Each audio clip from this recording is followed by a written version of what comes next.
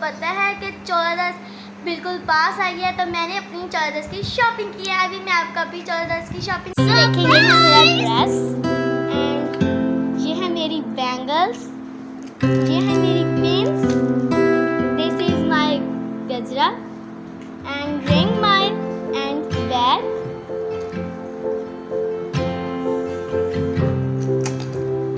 ये देखिए कितना प्यारी है मेरी चीज़ें। अगर आपको प्यारी लगी गाइस, आप बताएं आपको मेरी शॉपिंग कैसी लगी। अगर आपको मेरी शॉपिंग अच्छी लगी तो कमेंट में बताएं कि आपको मेरी शॉपिंग अच्छी लगी है। आप भी बताएं कि आपकी शॉपिंग कैसे जा रही है और आपका ड्रेस किस कलर का है।